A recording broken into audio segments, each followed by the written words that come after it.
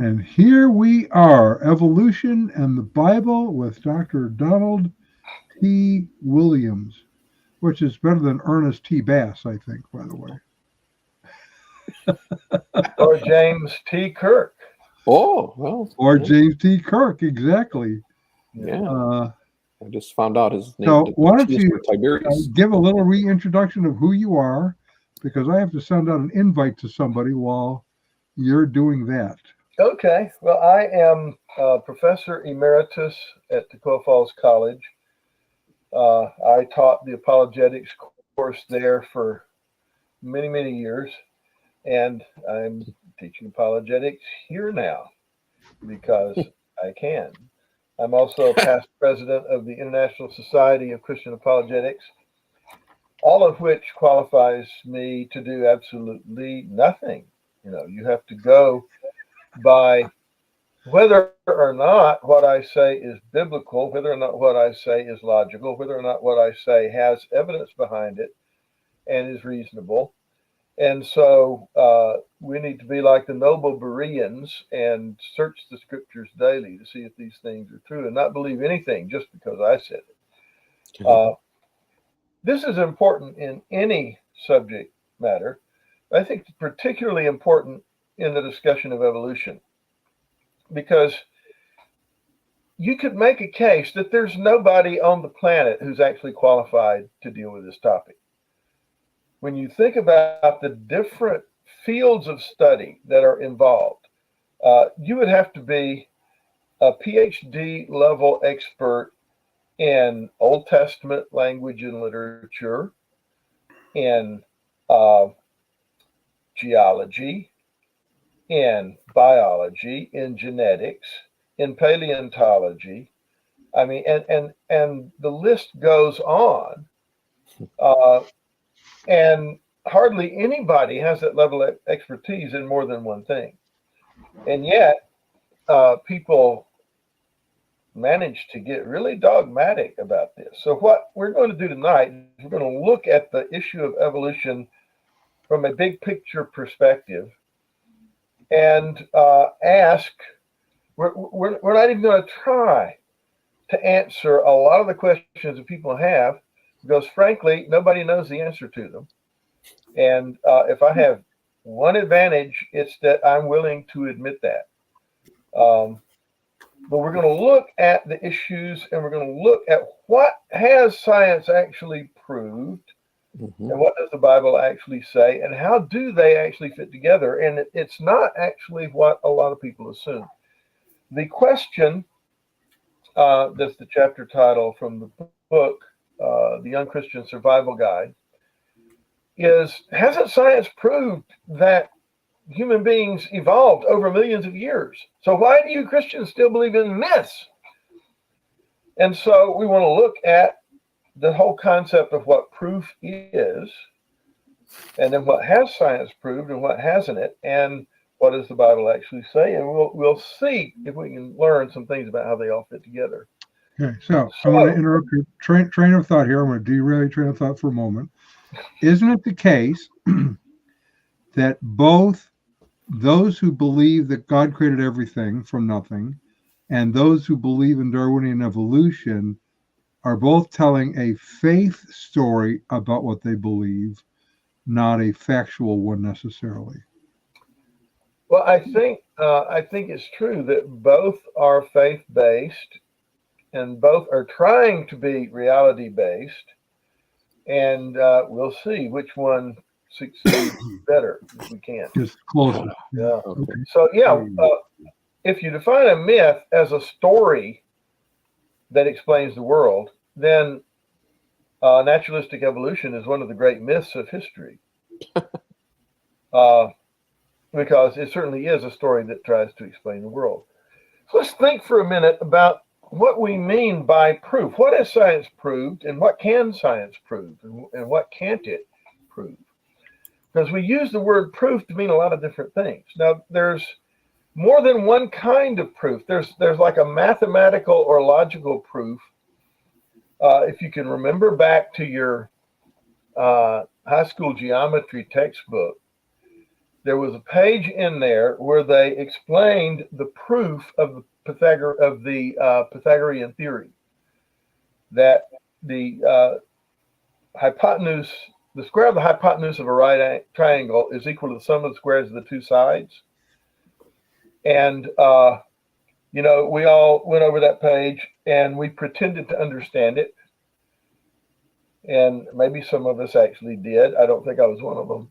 But the point is, and even now, as people are hearing you, listening to you, they're pretending to understand what you're talking about. Yeah. If you get the proof of the Pythagorean theory, the question is settled. It's over. It cannot be reopened. If you get that kind of a proof, it's proved.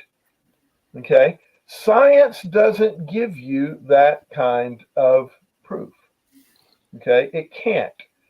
What can science prove? Well, science uses the inductive method. If we move on to the second point,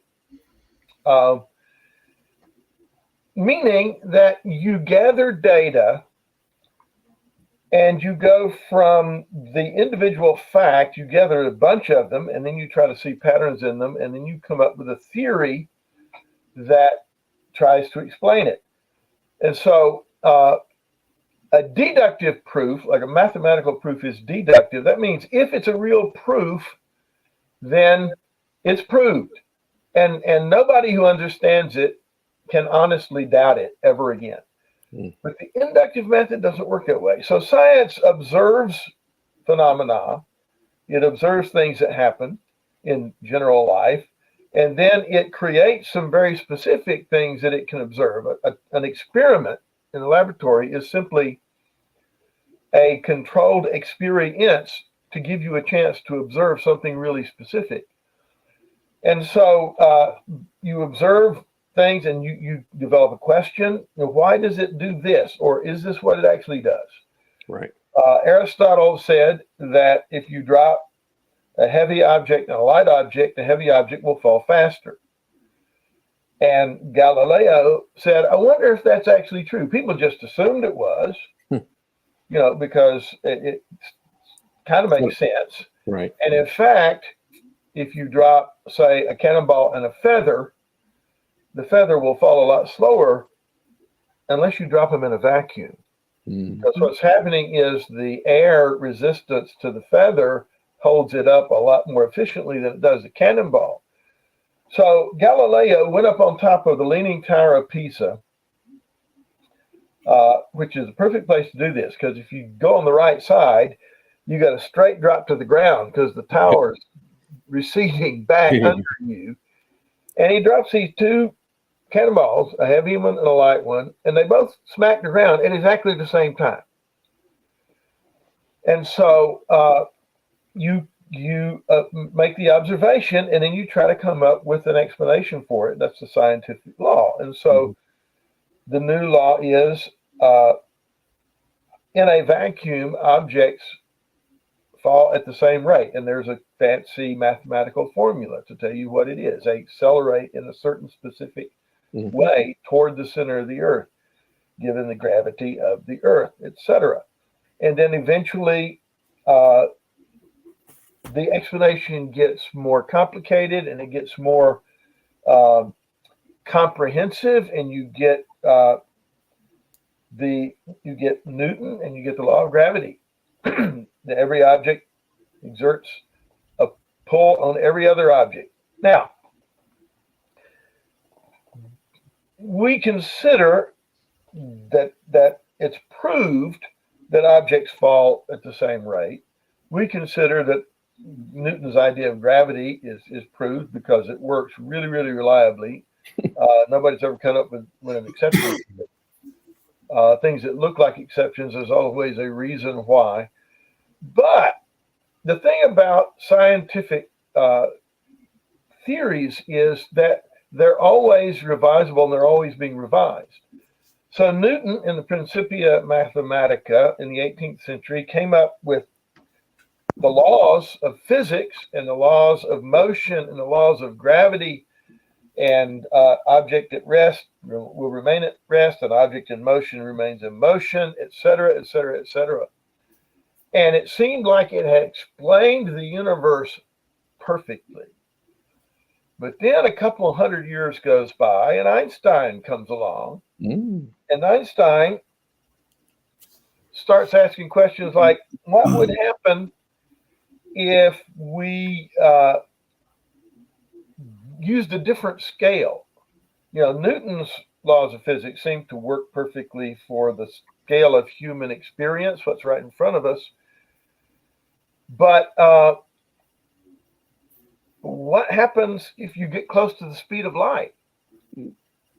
And Einstein revised the equations and discovered that space is curved and that mass curves it. And so that as you get close to the speed of light, Newton's laws of mechanics don't work perfectly anymore. They're still, they still describe what happens on a small scale, but on the scale of the universe, we need other equations. And so you get Einstein and the theory of relativity. And then it turns out that doesn't describe everything perfectly either. And so you get quantum theory and string theory. It's not just that the scientists are stringing us along. What they're doing is, a scientific statement is always open to revision, and eventually it's going to be refined, it's going to change. So you're not going to get an absolute proof, but you get proofs that are pretty good. Okay. So, nobody's losing any sleep over whether or not the heliocentric solar system is going to be overturned. Interestingly, when you had the two models competing with each other, the geocentric, Earth is in the middle and everything goes around the Earth, versus heliocentric, sun's in the middle, everything goes around the sun, they both could perfectly describe the movements of the objects in the sky. They both could perfectly predict where any given star or planet was going to be on any given day of the year, when the eclipses were going to take place, lunar, solar eclipse, etc. And why did the heliocentric, the sun-centered, win? Because the math was simpler and you didn't have to make as many assumptions. And then Galileo used the telescope and discovered things about he discovered that Jupiter had moons, and he discovered things about the shadows in those moons that was more consistent with the sun being in the middle. And now, of course, you can go out in space and look back and see the whole thing and see, the sun's sitting there in the middle. That's proved in the sense that the chances of that changing now are vanishingly small. But you never get an absolute proof of anything from science. What you get is an understanding, a model of how the universe works that is always open to revision.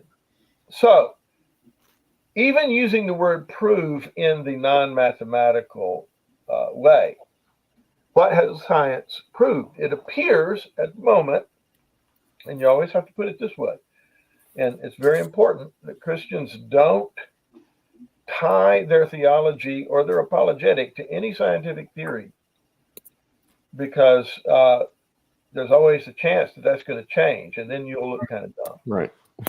So right now, it appears that science has proved that the universe is finite. So the reigning model is the Big Bang Theory. Right. Because when you look at the universe, it looks like it's expanding.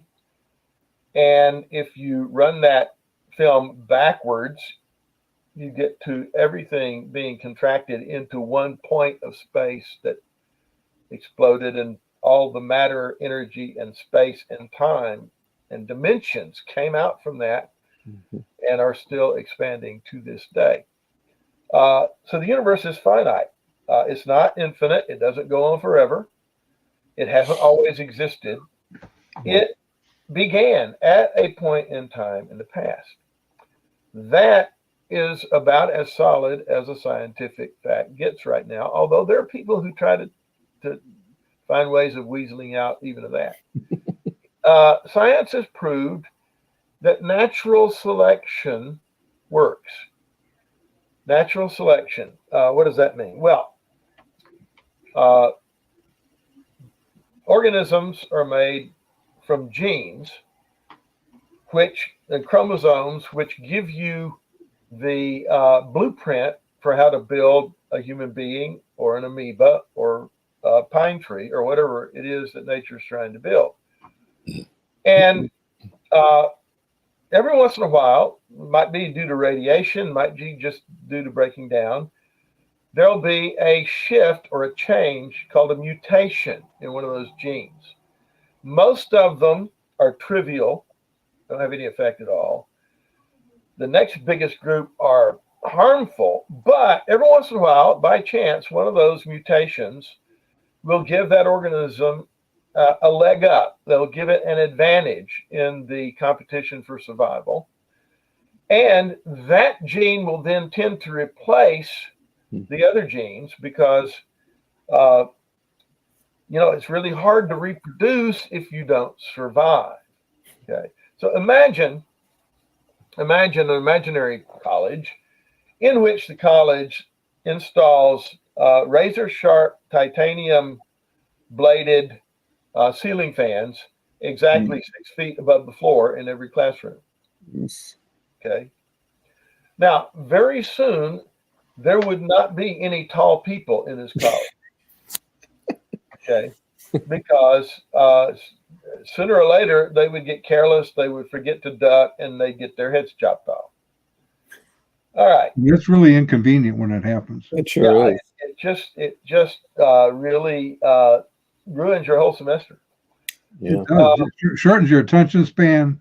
Yeah. You can't be that strong. It shortens down very drastically when it happens. Okay. Well, pretty soon, let's assume this college is an isolated community. Okay. And pretty soon, there won't be any tall people to get decapitated because it's really hard to get a date with your head chopped off. It's really hard to reproduce if you can't even get a date. And so pretty soon, only genes for shortness exist in that population. The gene pool of that population has shifted in response to environmental pressure in such a way that those with the genes that give you an advantage in that particular environment, those are the genes that will come to predominate. And the genetic makeup of that population will change. It's called the survival of the fittest. Now, the fittest doesn't necessarily mean better. It just means better adapted to that particular environment. And this is a real thing. It actually happens. It's a scientific law. It's been proved. We see it in the production of superviruses, okay, or superbacteria. You make an antibiotic, and it wipes out 99.9% of this nasty bug, and a few of them have a gene that lets them survive that thing. Guess what? Pretty soon, those are the only ones reproducing, and a few generations down the road, you got bacteria that antibiotic won't kill anymore. Same thing with insects. Same thing with mosquitoes. You spray your field with DDT, and after a few generations, the bugs start surviving it because natural selection has worked. Now, these are facts. These are scientific facts. These are things that science has proved in the sense that the case for them is so strong that no reasonable person who knows what he's talking about can doubt them. What has science not proved? The extrapolation of natural selection to make it the all-encompassing theory that explains everything. Okay, this is what's at the point of contention between Christians and naturalistic secular evolutionists. Natural selection works. It certainly works on a small scale. It can explain changes within a species. It can probably explain Darwin's famous finch beaks. The finches on one island, there was a different kind of tree. They needed stronger beaks to crack those seeds open. Consequently, the finches on that island have bigger beaks than the finches on the other island because those are the ones that survived. But what secular naturalistic scientists have tried to do is extrapolate Darwin's discovery, and Darwin himself, of course, contributed to this, into an explanation of everything. The extrapolation of natural selection has two things that the theory of evolution, as it's usually taught, will claim it explains, that it cannot explain. The first one is the origin of the universe. Why is there a universe there for stuff to evolve in the first place? And once you have a universe with scientific laws, the ones we know, and elements, the ones we know, et cetera, et cetera, et cetera, how do you get from matter plus energy plus place plus time to DNA and life? So we're going to look at both of those, and particularly the issue of life. Can evolution explain the origin of life? I'm going to argue that it can't. In fact, I think we can prove that it doesn't. Life cannot be explained on that basis. So we move on to the next slide. And there it is. Here's my thesis. And it didn't even have to evolve. It was there. This is my main thing I want you to remember. There you go. And it's very logical, I assure you. Very logical. When we limit ourselves to what science has proved, as opposed to what naturalistic scientists believe as part of the reigning mega theory, which they extrapolated, and if we limit ourselves to what the Bible says, as opposed to various interpretations offered of it, then the agreement between the Bible and science is actually downright impressive.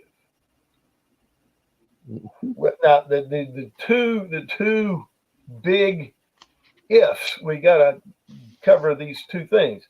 To limit ourselves to what science has proved, as opposed to what naturalistic scientists believe as part of the reigning mega theory, and to what the Bible says as opposed to various interpretations offered of it.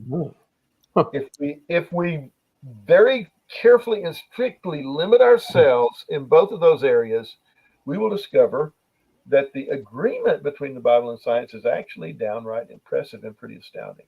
So let's get into the nitty-gritty of how we can get there. In the words of Mr. Spock. I'm going to ask a question though about this slide. Go ahead. Did this slide evolve, Dr. Williams, or was there a creator behind it? This slide was the result of, I would like to say, intelligent design. But I will leave the adjective to you. Good one. In the words of Mr. Spock, fascinating. Fascinating. Okay. Let's start with the whole issue of life. Why can't natural selection account for the origin of life? And the key phrase here is specified complexity. Okay? What is specified complexity? It's a specific kind of complexity that we find in nature, but which natural processes can't produce by themselves. So let's illustrate it by imagine that we're walking on the beach, and we see that somebody has arranged. Well, we see that there are sand dollars. Let me back up. Yep. Okay. Instead of saying somebody arranged them, that's kind of cheating. We see there are sand dollars that have something has arranged to spell out the English sentence, beware of shark. Okay? Mm-hmm. Now, how did this happen?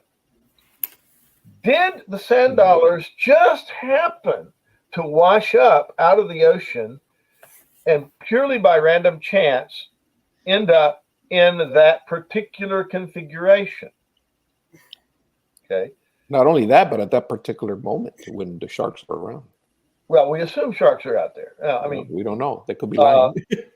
I mean, if we adopt the hypothesis that somebody wrote that sentence in the sand with the sand dollars, it might have been that he was a kind person trying to warn us about shark activity. Right. Or he might have just been messing with our minds.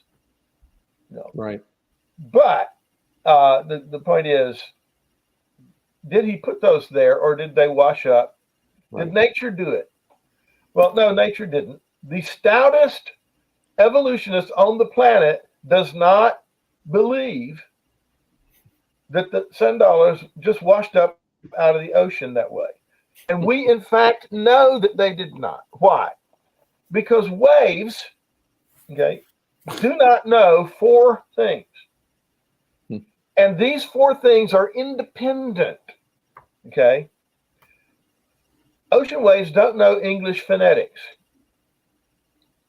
They don't know what the sounds are that make up English words, okay?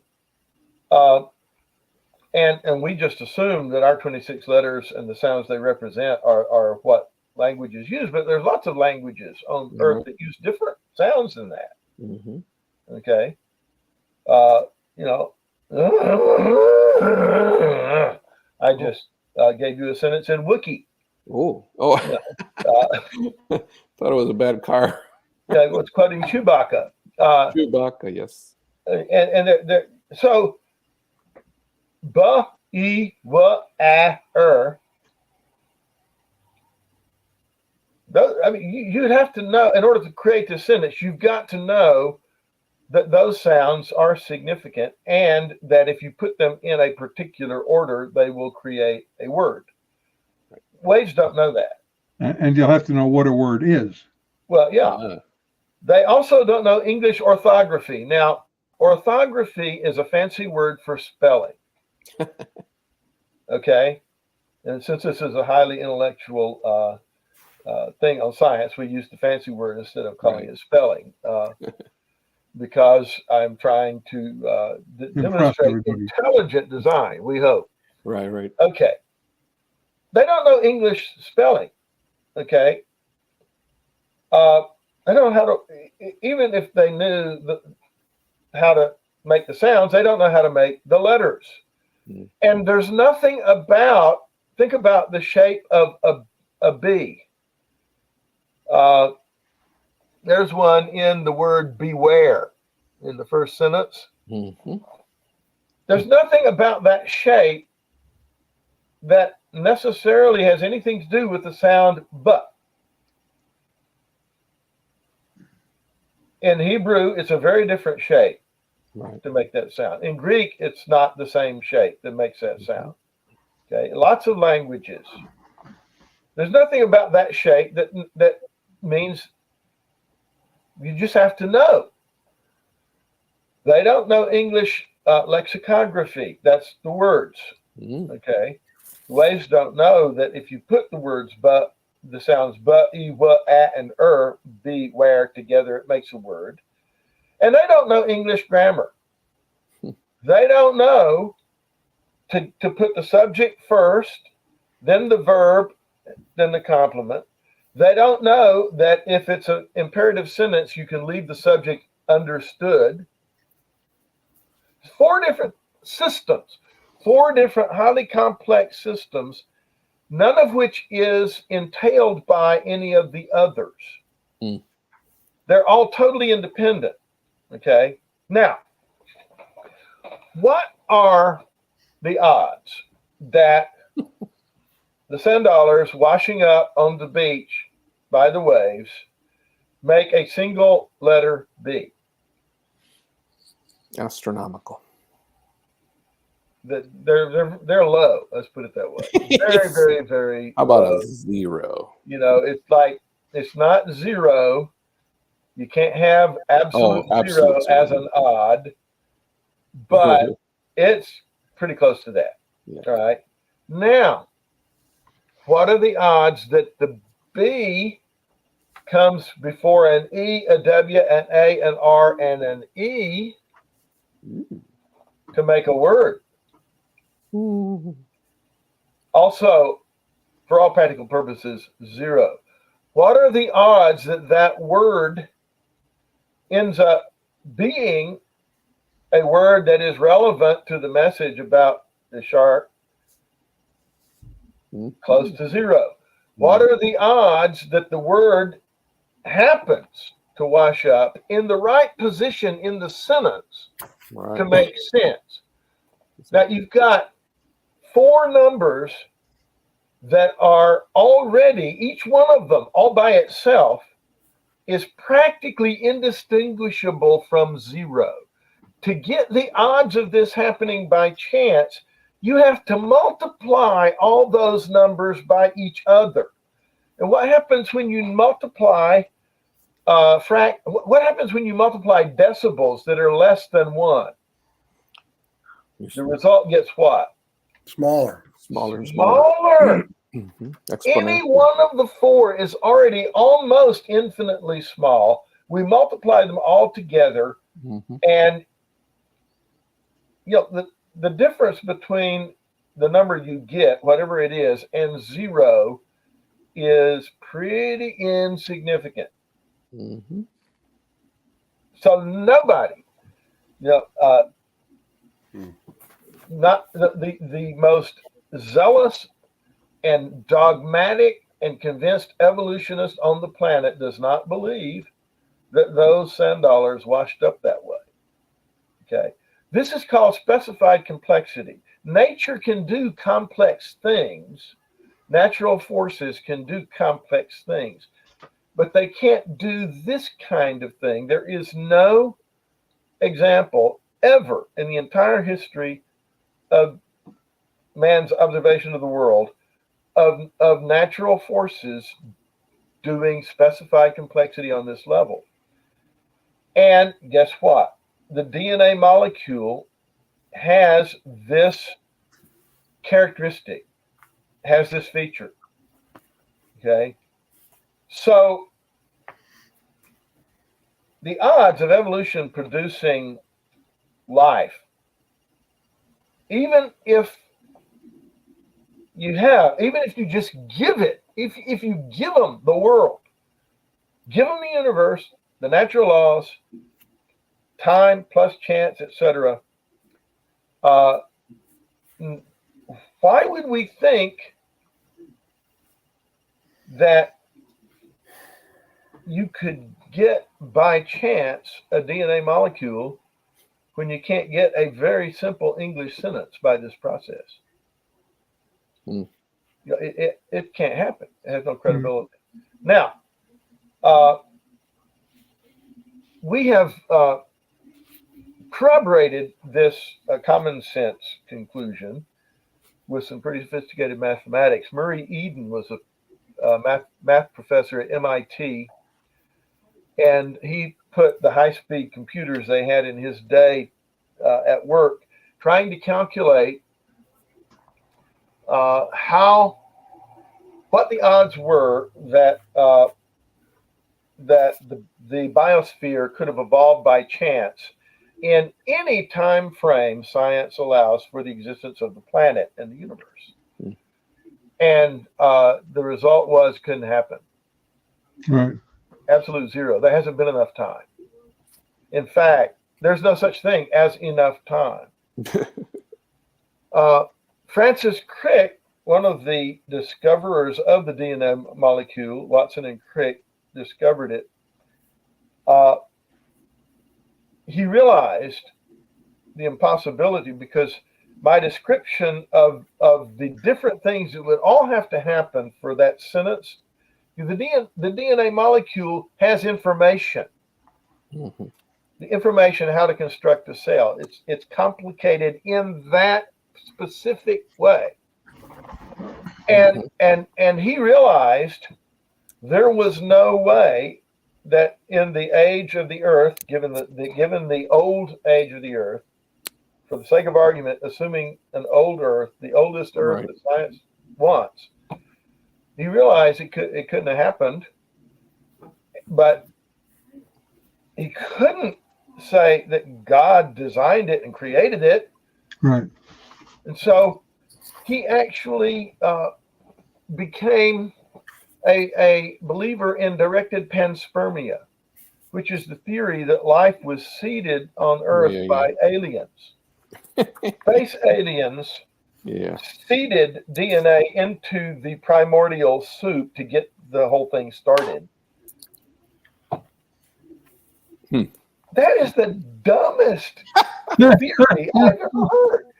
Because if there wasn't enough time for it to evolve by chance here, how did it happen on their planet? Right. Well, that's someone else's problem. Yeah. I mean, this just shows you, That's where if you Star Trek comes up. understand the nature of specified complexity and the nature of the DNA molecule, how desperate naturalistic scientists are to avoid a creative, an intelligent designer and a creator at all costs. But they don't have a mechanism that can produce life out of non-life. So, yeah, directed panspermia, right. The more popular current attempt to avoid the implications of specified complexity is multiverse theory. Yeah. Okay. Well, if there's an infinite number of universes, then the conditions for life would have to happen by chance in one of them, and we just happen to be in the lucky one. We won the lotto. Yeah. Infinite multiverse. There's no evidence. No. I mean, God could have created more than one universe if he wanted to, but there's no evidence for their existence other than the fact that we're desperate to get out of having to believe in the creator. Had his hands full with just us. So the first apparent big controversy between the Bible and science is creation or evolution. And if you stick to what science has proved, there's no disagreement at all, because there has to be an intelligent designer in order for there to be life. And Francis Collins, who was the top geneticist in the United States, he was head of the Human Genome Project, became a believer. He was converted to Christianity by studying the DNA molecule. And he wrote a book called The Language of God, which is DNA. Now, many conservative Christians will not agree with everything in that book. He's a theistic evolutionist, but he did understand and does understand that you can't do it without God. There's got to be a creator in order for this universe that we live in to exist. The second big area of controversy is the age of the earth. Right. And Christians themselves are not in agreement about this. There's lots of positions, but I'm just going to oversimplify it so that we'll be able to finish and talk about just two. The young earth creation, or YEC position, does a literal reading of Genesis and says the earth was created in 6 24-hour days. They used to say 6,000 years ago. They've given that up now and pushed it back to maybe a few tens of thousands, 20, 30, 40, who knows, but not billions of years ago. Literal reading of Genesis, 24-hour days. The Hebrew word yom, which means day, they say outside of Genesis 1 through 3, every time you have the word yom with a number, it refers to a literal 24-hour day. And you have it with numbers in Genesis, so that's what it should mean there. And they appeal to isolated scientific facts, which they read as consistent with a young Earth, and there are some. Then you have the old Earth position, old Earth creationism, or OEC, says, we aren't evolutionists, we believe in creation, but we think the scientific evidence for the age of the universe is strong enough that we're going to have to deal with more time than you guys are dealing with. And they show up next. Yeah. There they are. Old Earth creationists tend to focus on correlations of scientific facts from different areas. There's the red shift, that's the Doppler effect and the light that shows the universe is expanding. There is geology, there's core samples, tree rings, etc. And most scientists will say that's a stronger argument. You know, the universe is full of interesting facts, and you can find facts if you look hard enough that are consistent with almost anything. But what gives you a solid scientific result is correlations, especially when you have correlations of data from different fields that all point to the same thing. And so, they look at the red shift and the light hasn't even had time to get here on a young Earth basis from the farthest stars away. We may have to deal with the age of the Earth. And how do we fit this in? Well, they have alternative readings of Genesis.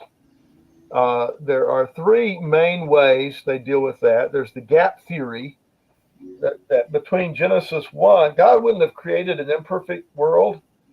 And so there must have been a big gap between Genesis 1:1 and 1:2 when the earth was without form and void. And maybe we can find the age there. Or the day age theory, that the days in Genesis represent eons of geological time. Or the framework hypothesis is that Genesis isn't even talking about chronology. It's trying to give you a way of picturing the unpicturable, which is creation, and depicts it as happening in days, but they weren't necessarily literal days at all. Now, I'm not going to settle this controversy. What I'm going to do is show you that there are problems with every position. And so what we have to do is simply decide which set of problems we want to live with. Problems with the young Earth position is, first, the strength of the evidence for old creation. Like I said, the scientific case for an old Earth is based on correlations of data, which is a stronger scientific argument. Mm-hmm. The problems with the young Earth is that parts of the Genesis count don't actually appear to be literal. The sun's not created until the fourth day. So whatever the day was in the first 3 days, it wasn't literal because there couldn't have been a sunrise and a sunset when there wasn't any sun yet. So there are potentially non-literal elements in the Genesis story. It's not, quite as clear as the young Earth guys would like to think it is, that the days are literal 24-hour days. And another problem with the young Earth position is it makes God seem deceptive in natural revelation. That is, they have to say, well, God created all those stars that long ago, and he created all the light on the way to the earth. So he made the earth look young, even though he made the earth look old, even though it's not. Which God is like trying to fool us with science, just to make scientists look dumb. That doesn't quite seem right. Problems.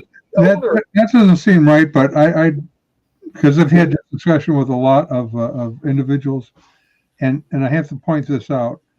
You're judging the age of something based on your experience today. Mm-hmm. But if something was created 15 minutes ago, regardless of what it looks like, it's only 15 minutes old. Right. And so you're insisting that the creator of that is being deceptive by making it look old. Doesn't wash. He's making it to be fully formed and functioning. It says nothing about its age. You're leading something into it that doesn't. So you could have been created 15 minutes ago with all of your memories of your entire life already stuck in your brain. Absolutely. And a lot of people still don't think that's the kind of thing God would do. Problems with the old Earth position. It has problems, and some significant ones also. I'm sleeping on a job here. Yeah, here we go. Problems with the alternative readings of Genesis don't mesh perfectly with the scientific accounts either. In other words, there's no evidence for the gap except that the old Earth guys need one. Right. And if the days are ages, they don't line up and correspond with the scientific ages. You can't say that day 2 or day 3 is the Paleozoic and day 4 is the Jurassic. They don't necessarily correspond. After you do that, it still doesn't mash up perfectly. And the big problem with the old Earth position is the apparent necessity of having death before the fall, because you would have had all those geological ages, right, of the prehistoric times when you've got fossil evidence of you don't have fossils unless animals die. But in Genesis, death seems to be the result of the fall. And the counter argument to that is those guys will say, well, but it's talking about human death, not necessarily that maybe Eden was a kind of a protected enclave. The rest of the planet had already been affected by the fall of Satan. Adam and Eve were supposed to take the shalom of God and were supposed to multiply and move out and subdue the rest of the earth. Instead, they joined the other side. So every view has problems. Right. There's no view you can accept that doesn't have problems. Here's the thing, though, that we need to realize. Every view has problems, but naturalistic evolution has fatal problems. Okay? So, it has fatal problems, the biggest one of which we just pointed out. You can't get the universe started. You can't get something out of nothing. And you can't get life out of non-life based on the mechanisms that they are trying to use to accomplish that. If you understand specified complexity, which comes from the application of information theory to biology, then you realize the impossibility of any of this happening anyway on any time frame at all, whether it's long or short, without an intelligent designer, without a creator.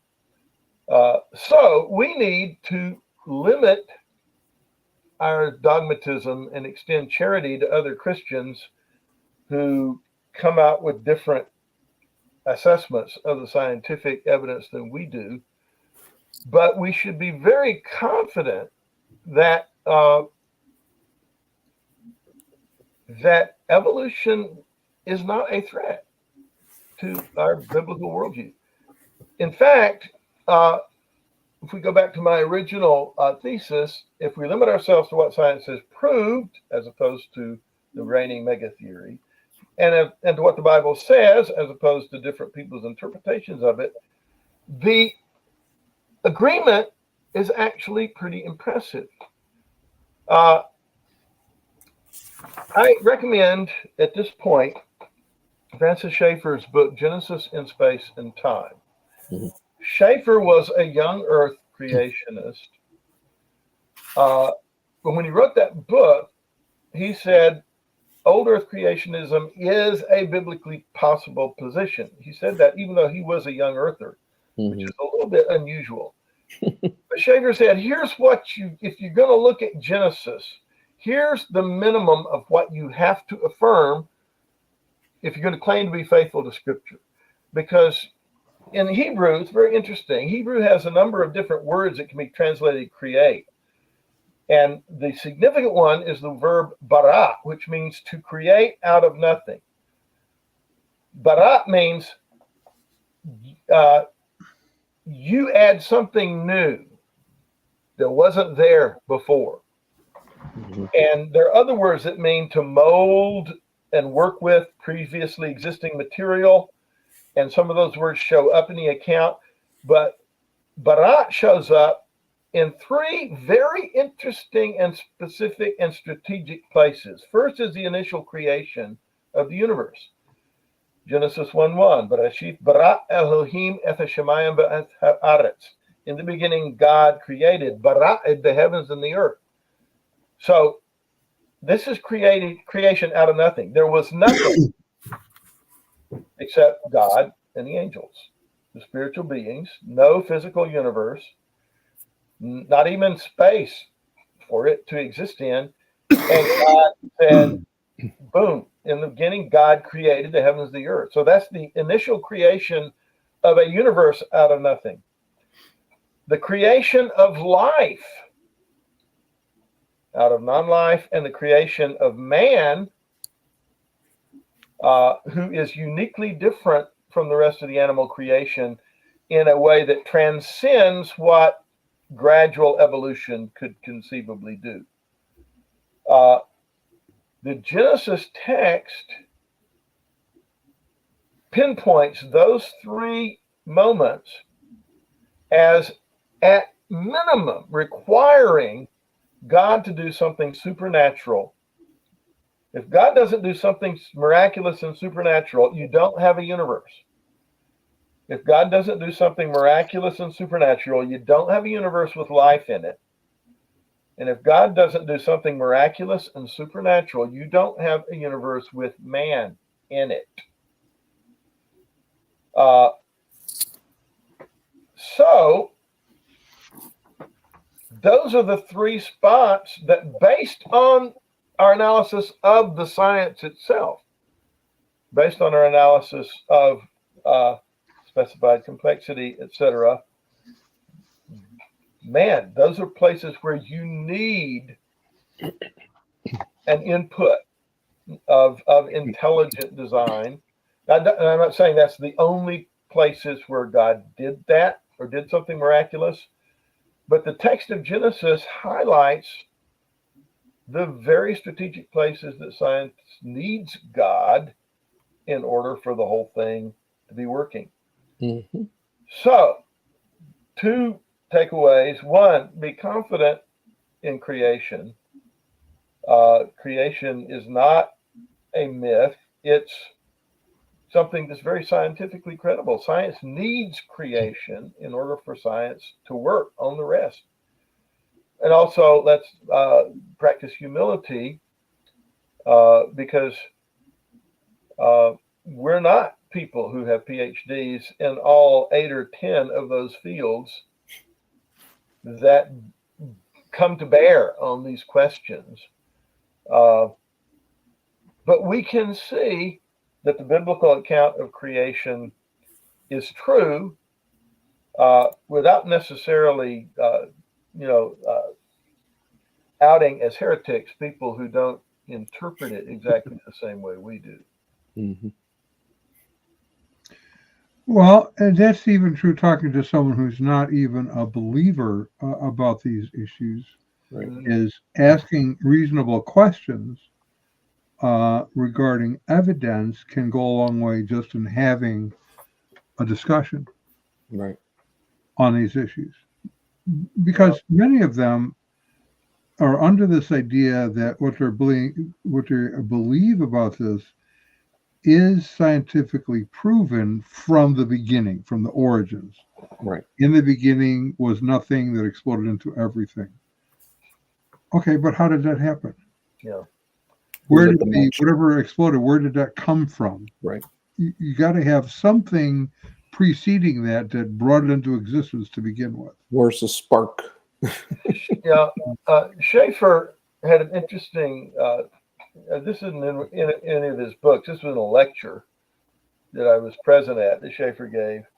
He was talking about this whole idea of getting something out of nothing. Mm-hmm. And he said people always cheat.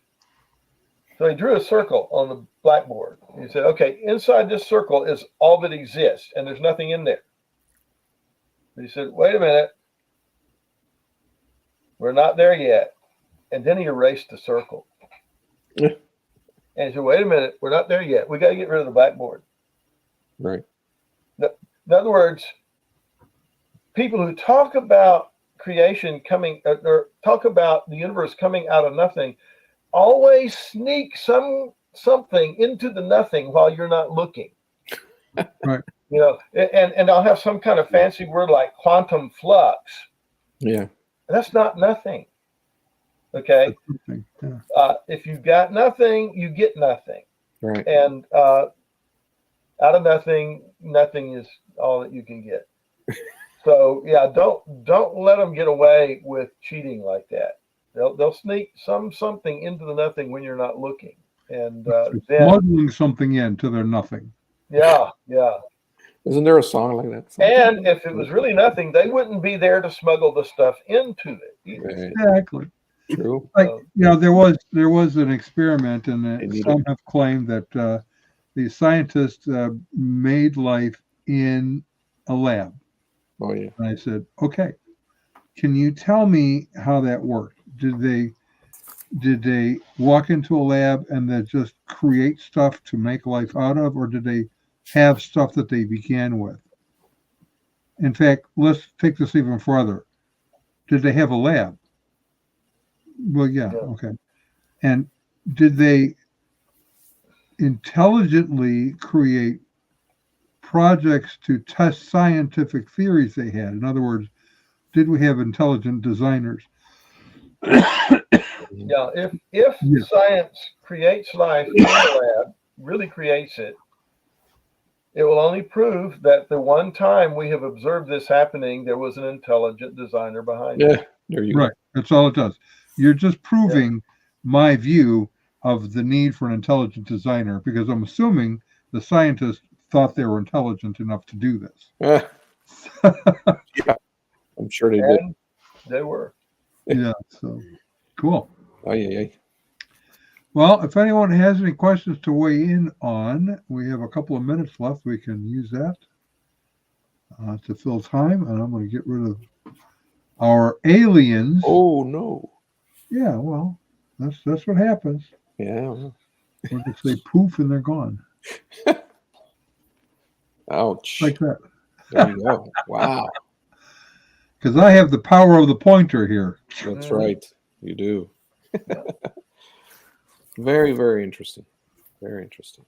Yeah. So, I mean, isn't that one part of the theory you were discussing when they're saying that aliens came and seeded the planet? Isn't that where people get the idea? Yeah. Isn't that where sometimes people start saying, "Oh, we have the what is it? The the dust of the stars. Well, that was Or is Sagan. that something Charles Sagan. We're made of stars. Yeah. Carl Stardust. Sagan. Yeah. Panspermia would mean that life got seeded onto the planet naturally, Oh, so no stars did that. like a meteor carrying DNA or something. Gotcha. So it's like a directed insemination. Directed panspermia is that space aliens brought it on purpose and seeded it. Right. So basically, like inseminating. Yeah, and it's really, you know, it's just far-fetched. wild that Francis Crick bought into that. Yeah. The guy's smart enough to discover DNA. He's smart enough to realize that the DNA didn't happen by chance. Yeah. And so desperate not to let God have anything to do with it that he looks for this total non-answer.